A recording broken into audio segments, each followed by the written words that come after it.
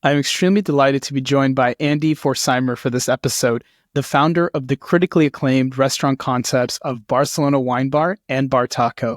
Andy's story is one of relentless passion for quality, creativity, and operational excellence. He began his career working in some of the finest restaurants throughout the US and has built a legacy by never compromising on standards. In this episode, we're going to dive into his journey of how he transformed a tiny tapas bar into a thriving restaurant empire and learn what it takes to build a beloved hospitality brand, and also hear firsthand how his experience is shaping the next generation of industry leaders at Harvard Business School. I hope you enjoy.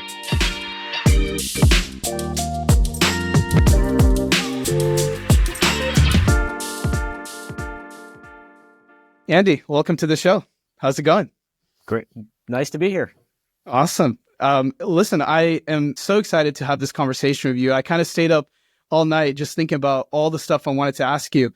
Before we kind of dive into all the details, all your amazing stories in the restaurant industry, let's take a step back. Before the show started, we talked a little bit about what you were studying in college. Can you walk us back to maybe the beginning? Talk to us about what inspired you to go into the restaurant industry, and maybe one of your first jobs that you had. What was the building blocks for where you are today? My first restaurant job I was a dishwasher. There was only one restaurant one nice restaurant in the town I grew up in, and I washed dishes there because I thought I was too old to be a paper boy. And the first job he gave me a shovel and a hot water hose and boosted me up into the dumpster and left me there for the afternoon to dislodge all the crap in the dumpster. And I was 14 or 15. I didn't know any better. So I spent the afternoon in the dumpster, and that was my first restaurant job. And I came back the next day, and he kind of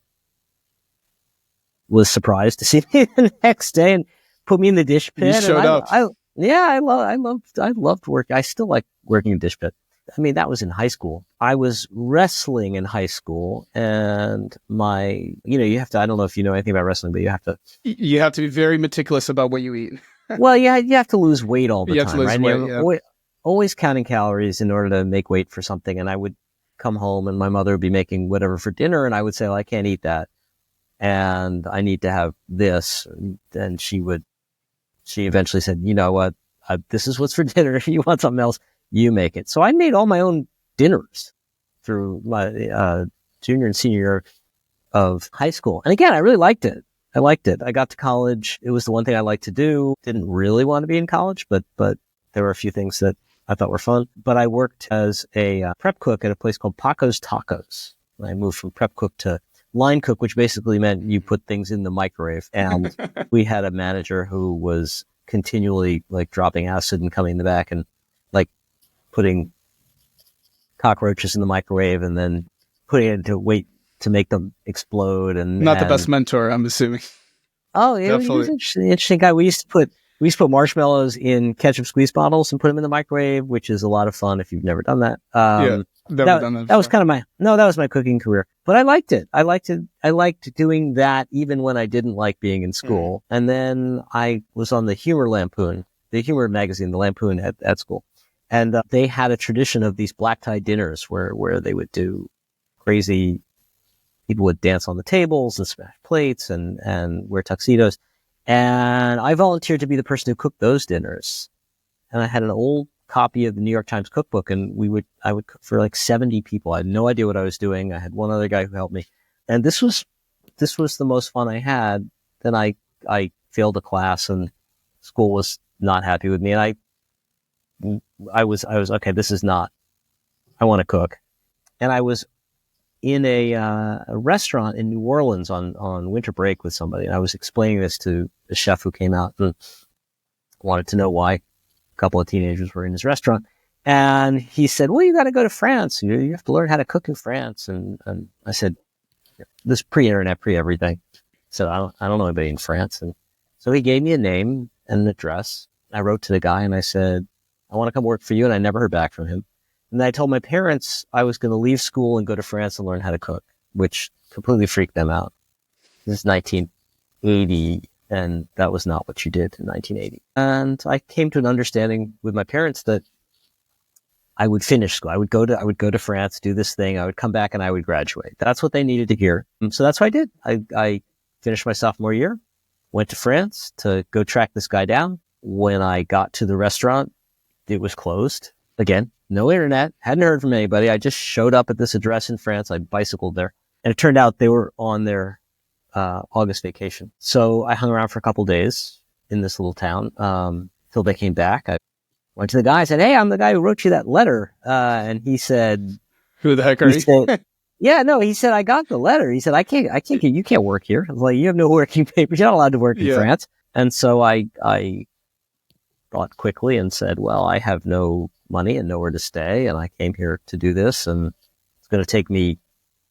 I have to write my parents, and it's going to take weeks to get money, and can I at least stay here?" He was very nice about it. He said, "Yeah, well, go, you write your parents, and until then you can sleep in the garage, and you can't cook or do anything, but I'll find you stuff to do." So he gave me all the crappy jobs. I cleaned his car. I mopped out the walk-ins. And as it turns out, his daughter was a year younger than I was. And she was trying to learn English because in France in 1980, that's how you got ahead. And they didn't really teach English. They did a bad job of it in her school. So I would teach her English in the afternoons in between my stints pulling fish scales off the wall. And after a couple of weeks, I couldn't lie about it anymore. I said, "Okay, my parents have written me, but I'm wondering if I can stay like through the end of the fall or something." And he said, "Well, if you keep teaching my daughter English, you can stay." And then I was 19 and most of the people there were 16 and 17. They didn't want to be there. I did want to be there. I was just a better worker than they were. And we came to an understanding. He let me stay. And if we were ever raided by immigration, I had to go dive under the bed. But we never were. And yeah, so I stayed there for a year and a half, and I became the chef poissonnier, and I got back to the States, and I finished my degree because I said I would. I worked in a restaurant in Cambridge. I mean, coming back from France with a year and a half classic education at a Michelin-starred restaurant, it was not hard for me to get a job in. I'm sure. In Cambridge, yeah. And then when I graduated, I set out to go see if I could do this for a living. What was it about that experience in France that made you want to come back and actually pursue cooking as your profession? What really clicked when you were there learning from this chef? I mean, the people ask me about, I want to open a restaurant. I want to be in the restaurant business. And I immediately tell them, it's terrible. You're going to hate it. Don't do it. Yeah. This is and go be a dishwasher and do this whole thing. Because my feeling is if I can talk you out of it, don't try. You're going to fail, right? And if a year in the dish pit and prepping and the rest of that, if that makes you unhappy, get out. You're going to fail. I don't know is the answer, right? I did this 90 hours a week. We were there by 8. We didn't leave till midnight. We had one day off. Sunday, which was lunch only as opposed to lunch and dinner, we spent all of Sunday from about 4:00 in the afternoon till 10 cleaning. Mm-hmm. That was the week. 6 days, 12 hours a day, more than 12 hours a day. No, 16 hours a day. And I had a great time.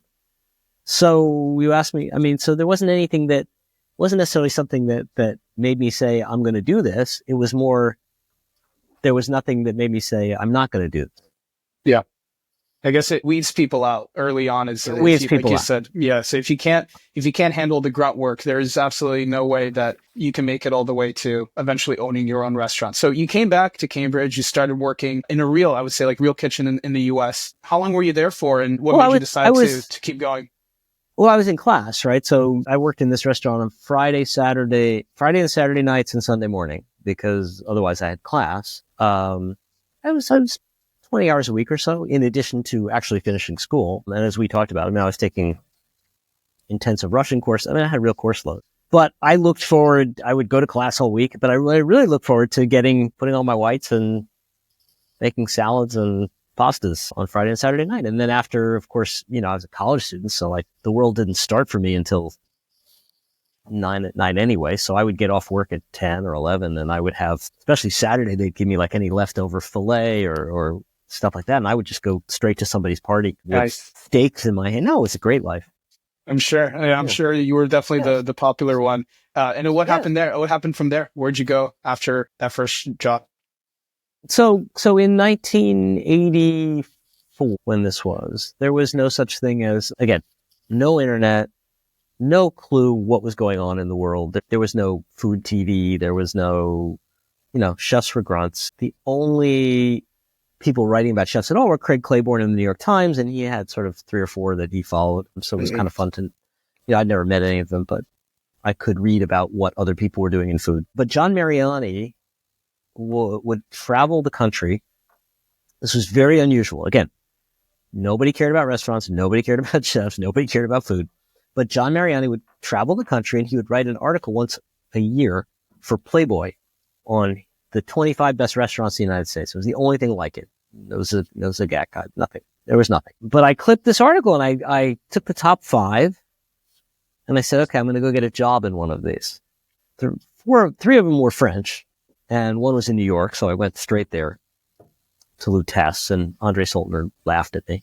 That's what perfect French. And I said, I'm trained over there. He's like, yeah, no, I don't hire gringos. And he was nice about it. And it's funny because if you talk to chefs of a certain generation, mine, I was talking to Thomas Keller about this, and it's like every American chef that you might recognize the name of, who's on TV or as restaurants, whatever, all of us were at the back door of Lutèce at some point being told, go away. Yeah. It's the one thing we all share in common. So back in those days, you could buy a train ticket for unlimited travel in the United States for a month for $99. So I bought one of those things. And then I went to I went to Chicago because the number 2 restaurant on the list was a place called Le Français in Wheeling, Illinois. Okay. And I got on the train, I saw Wheeling, Illinois, and I said, no, got back on the train. I'm out of here. Yeah. And then I went to a place called Les Anges on Pacific Coast Highway in Santa Monica, which was great.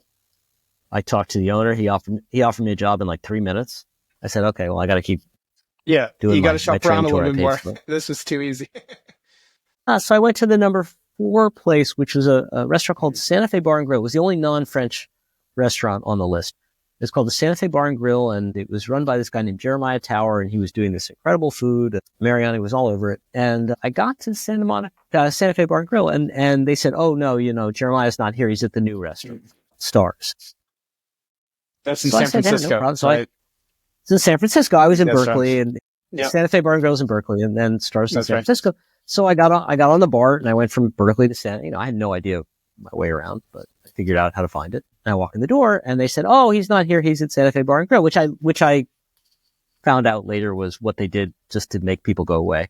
And I said, "Oh, that's too bad. I was hoping for a job." He's like, "Yeah, no, we're not hiring." And I said, "Oh, okay. Is there someone I could, and I don't take no for an answer very easily. So I said, is there someone I can talk to?" And they got sick of me. So they sent out the chef de cuisine. And he said, "Do you have a resume?" And I did. And, the first 2 things on it are went to Harvard, trained in France. And he looked at it and he goes, "You went to Harvard?" I said, "Yeah." He goes, "Hold on." He disappears, comes back out with Jeremiah this time, who has been in the back. Yeah, the whole time. And Jeremiah went to Harvard in 1969, right? So he was intrigued. It was, as it turns out, that was a strike against me. I didn't know that at the time. Yeah, I didn't. Why know is that?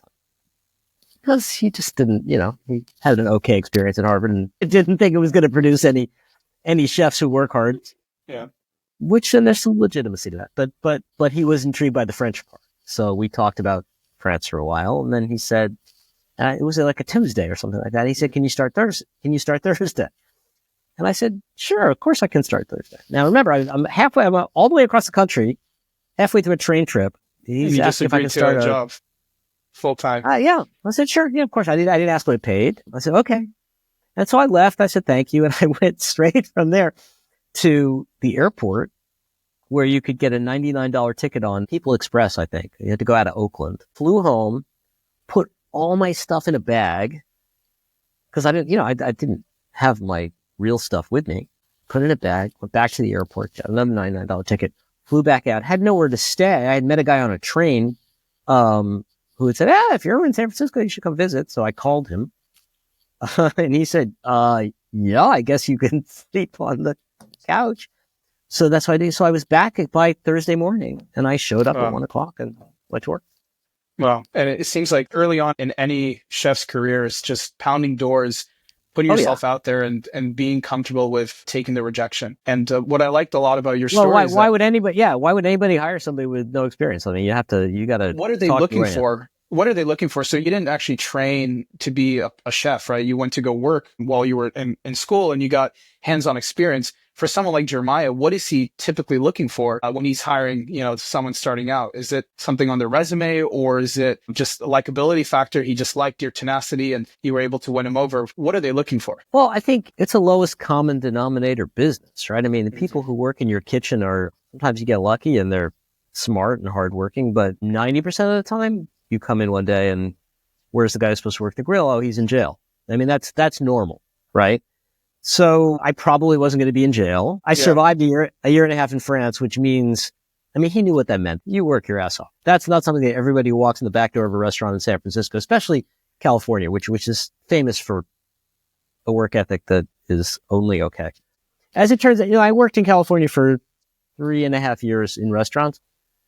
And as it turns out, as I found out, if you walk in with any kind of a New York City background, at least back then, they hired you. It's just a whole different work ethic.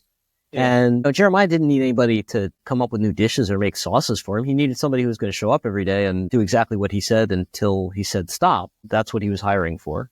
Mm-hmm. But who also knew the difference between, no, you can't put that on a plate and send it out. So right. I think I checked those boxes, and maybe somebody had quit the day before. But the restaurant was like a month old. They just opened. I didn't know any of this. This was at Stars or this was at Santa Fe, where's the restaurant you got the job?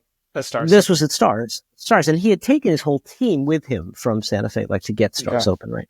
And some of them had to go back to Santa Fe because he was running both of them. So I think after that first month, and this is fairly typical when you open a new restaurant, the staff that you hire for day one, they tend to wash out. I mean, you often have 100% turnover in the first month, right? Because almost by definition, people who don't have a job and are sitting around waiting for you to open probably aren't the most in-demand cooks out there. Sense.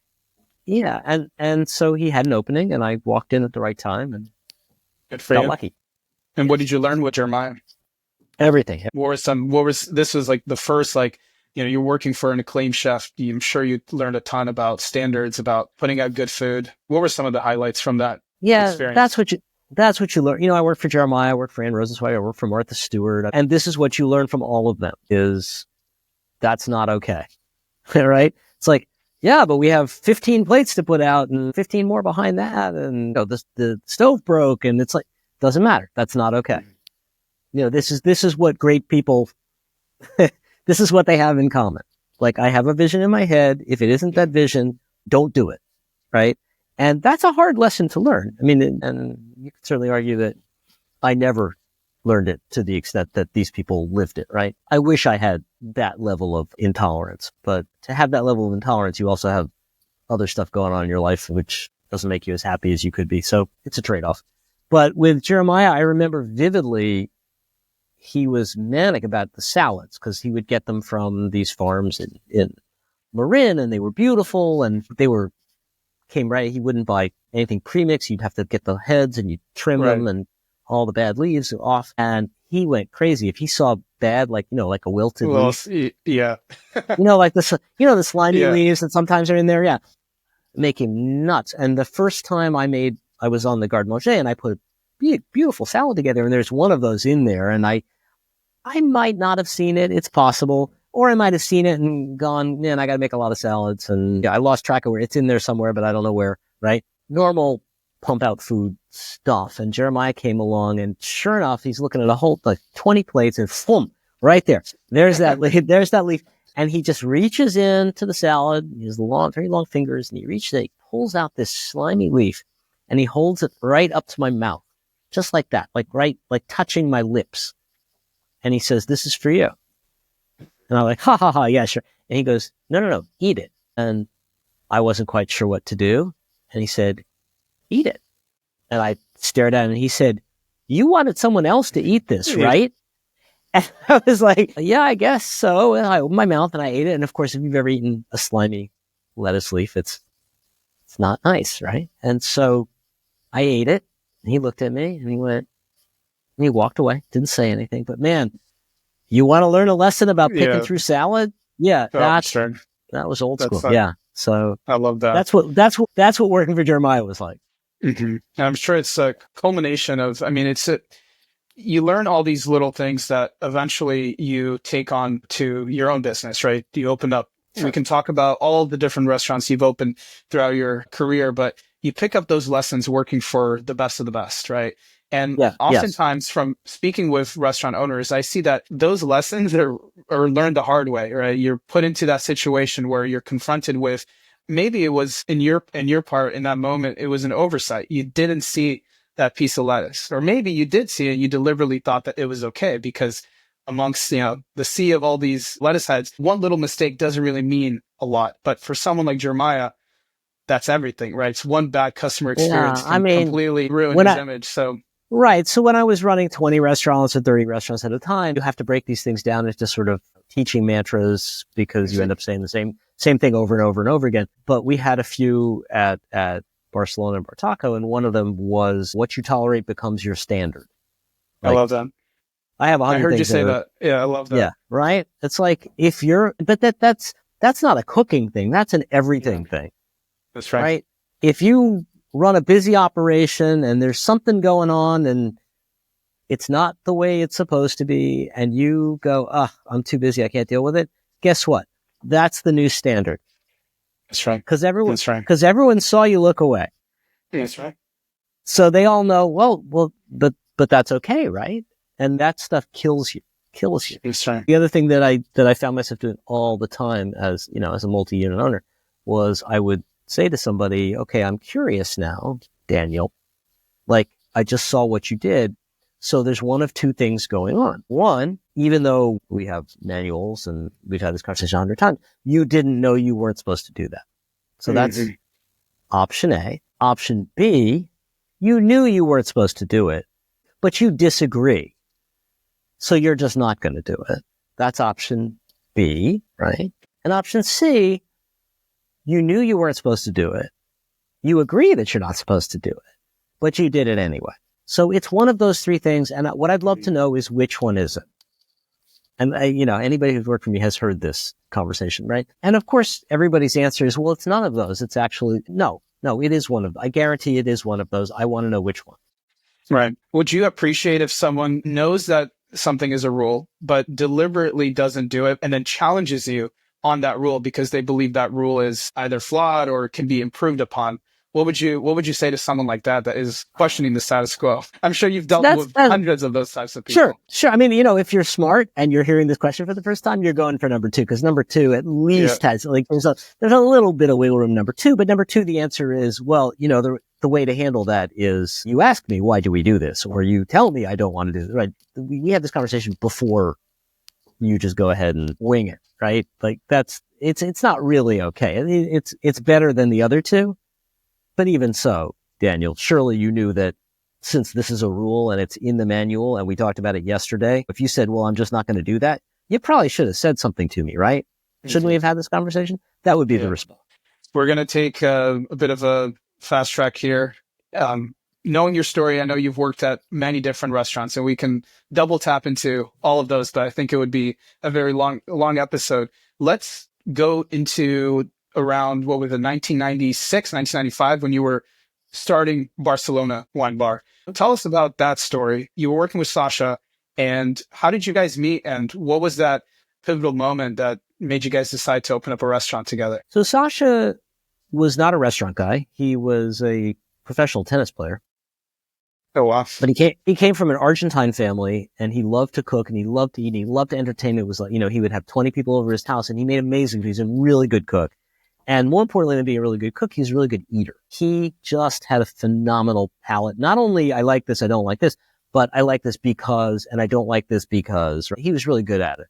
So he always wanted to have a restaurant, but nobody would back him for a restaurant. He had this idea for an Argentine kind of grill restaurant. Nobody would back him, but he did meet a guy who said, well, I'll tell you what, if you come work for my new place as a maitre d', get a little experience, then I'll back you. So he did that. A year went by, 2 years went by. The guy kind of was jerking him around. And finally, Sasha said, okay, I'm going to quit. I quit. I'm going to go do this myself. And he found a friend of his had a tiles, he owned a building. There was a tile store that was going out of business. And he said, you want to put a restaurant in here? You can do it. And we had a mutual friend. There was a guy who had wanted to open a restaurant a couple of years earlier, had come to me. I said, I won't do it, but I'll help you with write a business plan if you need to raise money. But again, didn't know how a restaurant worked or how it ran or how you put a menu together. So I'd done that and he'd opened a place. And so this guy had told Sasha, if you need to raise money, go see Andy. He'll help you put your business plan together, which I did. But then because the space that he had been offered was like 120 feet long and 15 feet wide, it was a tile store, right? It was a very long, skinny space. And there's no way you can't do a restaurant 120 feet long and 15 feet wide, but what you can do is a tapas bar. And Sasha had lived in Spain for 6 years. And so he thought, okay, well, if that's the only space I can get, I'm just going to do a really long bar and I'll serve food behind that. Which at the time, there were no tapas bars in the United States and I didn't know what it was. I'd never heard of one, but he showed me the business plan and the menu. And I thought, oh, this is cool. You mean like you can just have lots of little things? I love to eat like this is how I go out and eat. I just thought it was really cool. And I said, I'll tell you what, if you want a partner who knows how to actually create this thing and put it together, I'll do this 50-50 with you. And so he said, great. And so we both raised money, and we built it together. So that's how that started. I just loved the idea. And where'd you guys raise your money from? Friends and family, or you said you had a third partner, right? That came in? No, that was the second restaurant. That didn't happen. Yeah, that happened later. For this one, yeah, friends and family. That checks from $5,000 to $25,000. I don't think we had a check for more than $25,000. I see. Yeah, I'm sure that before, if you're not someone with dozens of restaurants under your belt, that access to capital from a bank or even an angel is very hard to come by, right? So you have to scrap all the money you can from the friends and families and fools to open up that first place. That's right. Yeah. I mean, the first restaurant, even angels, angels need a track record. Well, angels are professional investors, right? I mean, that's right. They're not doing it for love. They're doing it for money. And your first batch of people, they do it for love. Yeah. I also hear that the location is as important as the food. The location you guys found wasn't ideal, but did it work out in the area? Was it a good, storefront? Like, what made you guys decide to go with that location, given that it wasn't the best layout? Well, I mean, I can answer that in retrospect as somebody who understands what restaurant real estate should look like, and I know what was good and bad about it. But at the time, we didn't know any of that stuff. It had three things going for it. One, it was in this sort of a gentrifying neighborhood. Like, it was an old, crappy neighborhood that people were opening little restaurants and bars in. As it turns out, that's not a very good reason to do it. It was across the street from a movie theater, 8-screen movie theater. And we thought, okay, it's a bar with food that you can eat really quickly, right? This is great because people will be coming and going all day. That was a really good reason to do it. And it had a whole lot of parking, which was also a really good reason to do it. So 2 out of 3 of the reasons we did it were actually good reasons. And when you look for a new location, what are the sorts of characteristics that you're looking for when opening up a new location? Well, I mean, you have demographic components and then you have curb appeal components, and they're different. So the demographic component is all about, what is this? Is it a pizza parlor? Is it a fancy French restaurant? I mean, you want to be in the area where your customer goes out to have that kind of food, right? We went through this mistake period of wanting to be where our customer lived, but that's actually not where you want to be. You want to be where they go eat. Because sometimes these neighborhood restaurants don't do a lot of business, but the mall downtown is where everyone drives out of their neighborhood and goes to the mall downtown. We had 2 restaurants in DC. We opened one on 14th Street, which was sort of the new nightlife district in 2015 or whenever we opened it. Killed it. Phenomenally busy restaurant, like from day one. Couldn't believe the amount of sales we were doing. And a significant number of our clientele came from Northwest Washington, sort of up, near Chevy Chase and that sort of Wisconsin corridor. So for our second one, we looked up there and we found a space, couldn't have been more dead center for where our clientele lived. And it didn't do all that well because all the people who lived next door went down to 14th Street to eat, because that was the cool part in town, right? So we learned that lesson. Yeah. So you want to be there. Got it. So in a demographic sense, you have to understand who are your customers, right? What is the use case? When did they use you? And when they use a restaurant like that, where are they going? And you want to be there. So that's the demographic part. The curb appeal part, do you need a patio? Do you need one big kind of square room, or can you live with cut up space and a long room? Can you live on two floors, right? We decided for Barcelona specifically, actually, and for Bartaco, we liked an open square space because we generate activity from the bar. We want you to see the bar from everywhere because that keeps the place fun. And in a long, skinny space, you can't do that. You have to put a wall up and you can't see. People go past the bar and then they're in this other part of the restaurant and it's kind of quiet back there, and that's not why they came. So we look for as open a square shape. Yeah, a square shape, patio. We always want as much free space as possible. So you want, sidewalks and then concrete pads in the back. And yeah, there's a lot of components to good real estate. We want to be next to complementary uses, maybe not competitive, but complementary. So we want to be next to a Lululemon for Bartaco, because it's the same customer. Yeah. So things like Amazing. that. And so I heard that Sasha was definitely the visionary. He's the one that came up with most of the layouts, came up with all the flair and the finesse. You were more in the back of the house, right? Actually running the ship.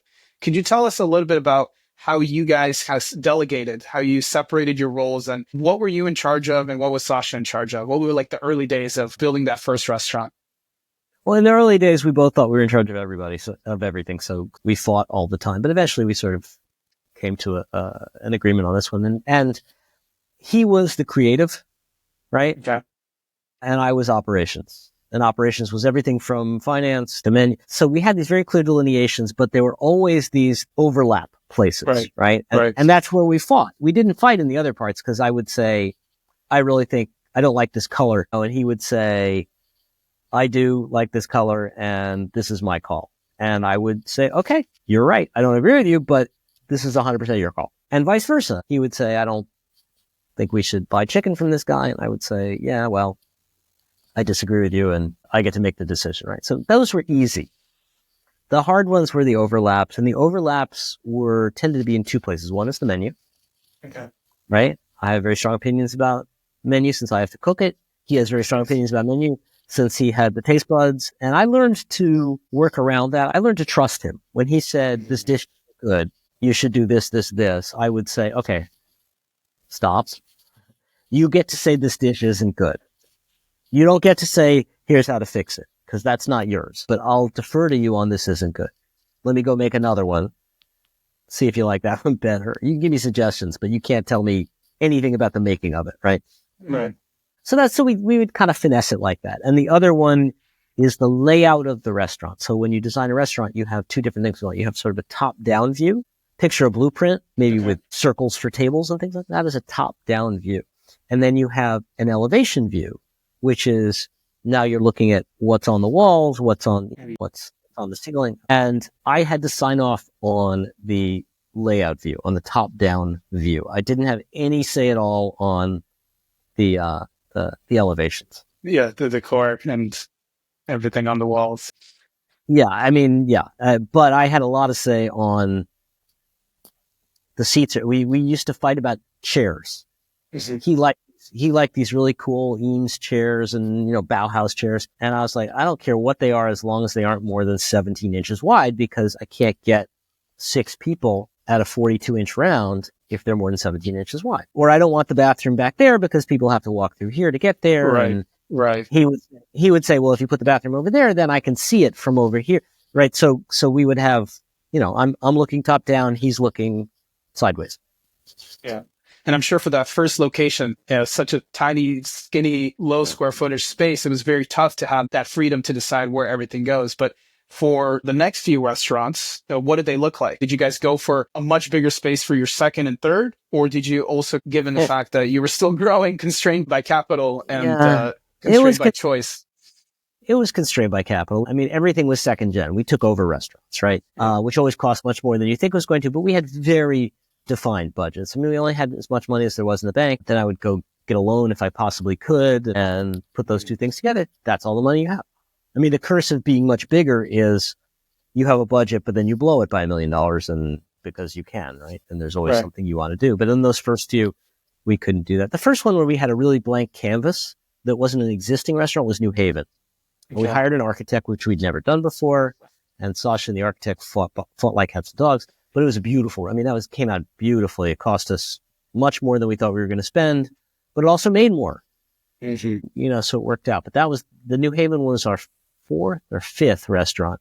And that was the first one where we actually had this piece of paper in front of us, and we thought, well, knowing what we know about flow and everything else, how would we design something from nothing? And Sasha's idea was to really divide this square into 4 quadrants. Mm-hmm. And the quadrants were, the top left was a kitchen, the top right was private space, mm-hmm. flex private space where we could do parties. The bottom left was the bar, and the bottom right was the dining room. So from the dining room, you could see the bar going this way, but you could also access the private space for a busy Saturday night, and the kitchen. So everybody could see everything from everywhere.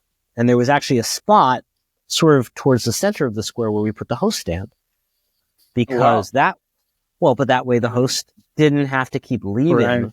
Right. They can see the entire restaurant. Yeah. Wow. I have a table getting up soon, etc. Yeah. So that one was the first one where we actually put sort of a scientific hat on and did it. And what was the time frame from the first one in 96 to, we're talking the one, this is your 4th one by now. How long did it take you guys to get to? The 5th one was probably 2005. So 9 years. 2005. Yeah. And was that considered for Barcelona wine bar?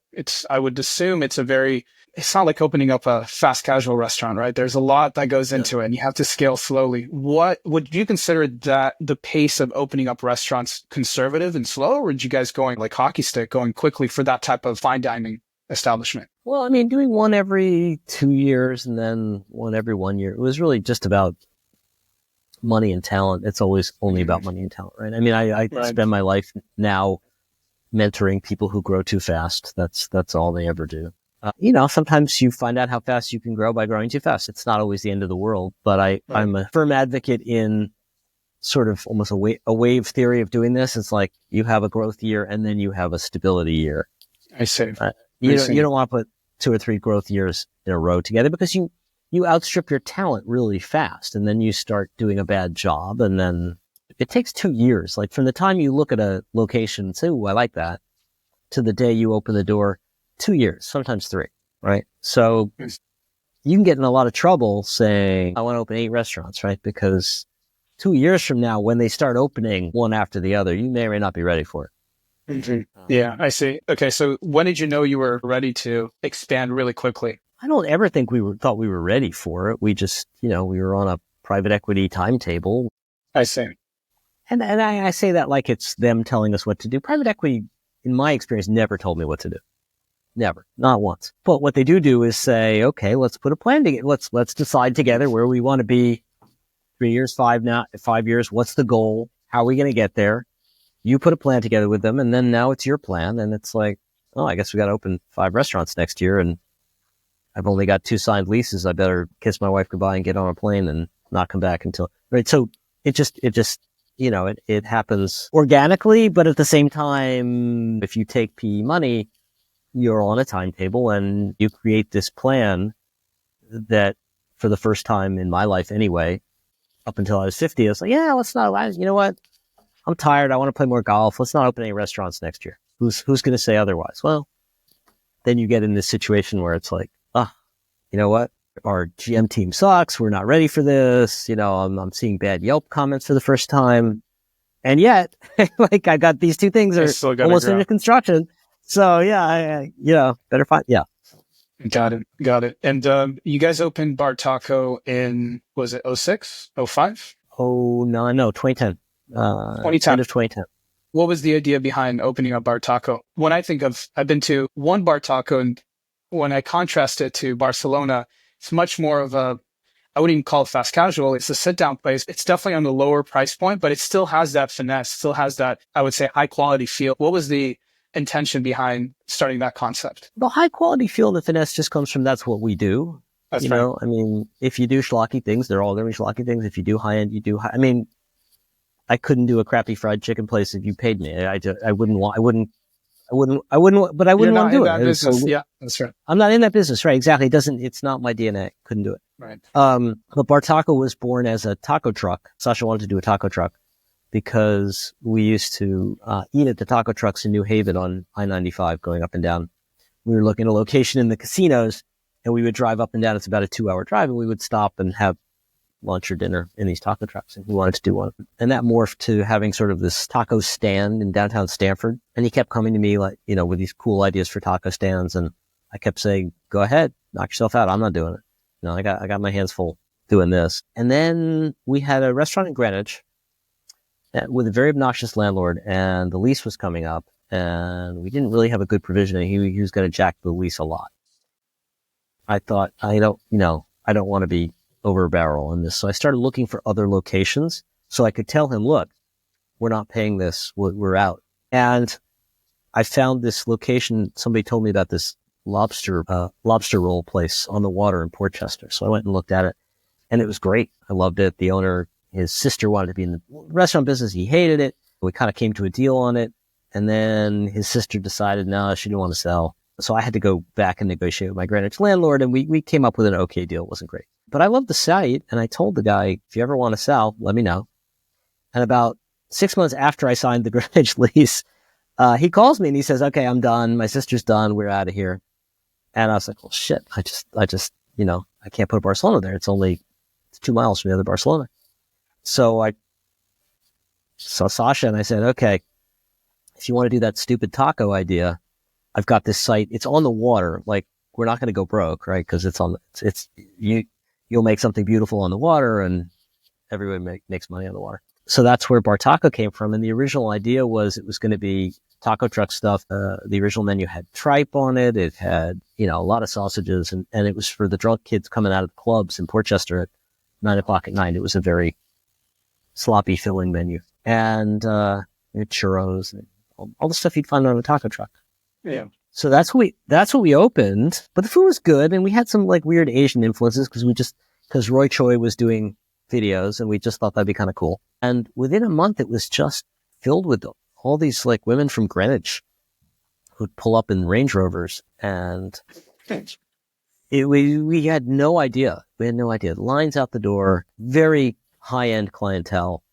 So we got rid of all the messy stuff, right, and replaced it with lettuce wraps, and I to this day couldn't tell you.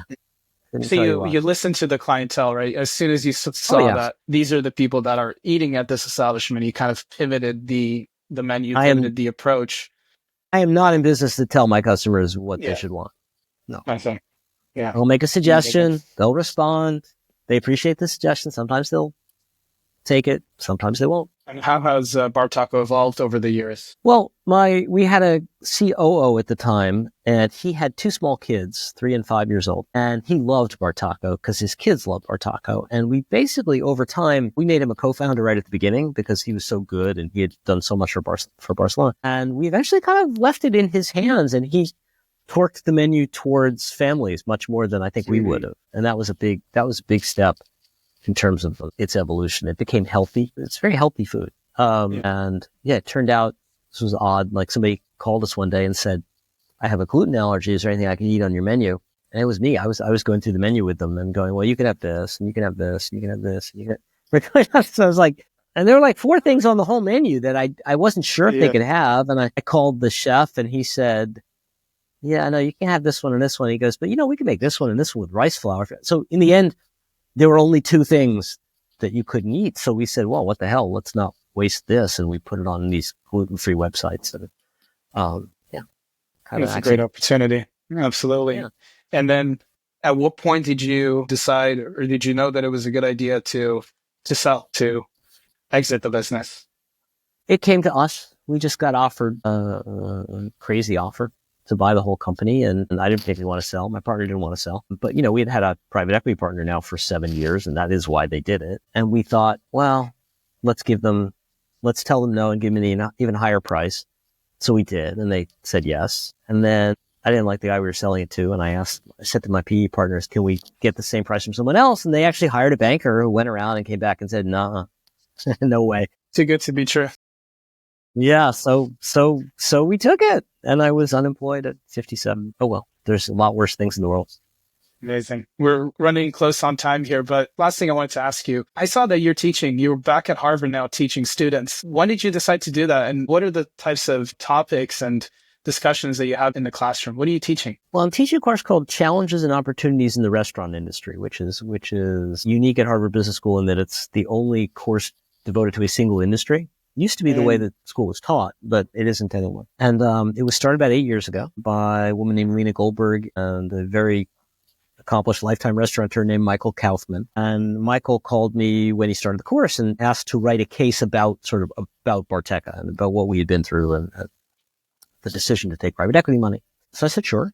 And I would come up once a year to be the protagonist in that case. So they would do the case, then I would answer questions. And yes, that's right. And a few years ago, Michael called me and said, hey, I've been doing this a long time. I'm not going to do it forever. You seem to like doing this. Would you be interested in teaching it with me? And I said, yeah, sure. I had actually been doing guest spots at Columbia Business School at the time, and I had taught at ICE, the Institute for Culinary Education. Yeah.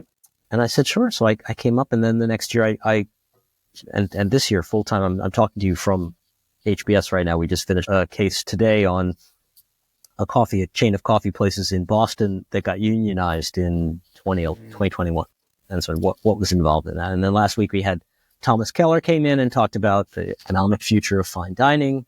Next week, I've got a terrific chef from Asheville, North Carolina named Marwan Irani, who wants to start a chain of fast casual restaurants. So we'll talk about sort of what's involved in that. So it's all over the map. There's 27 classes, and each one has a different protagonist and a different topic. It's a lot of fun.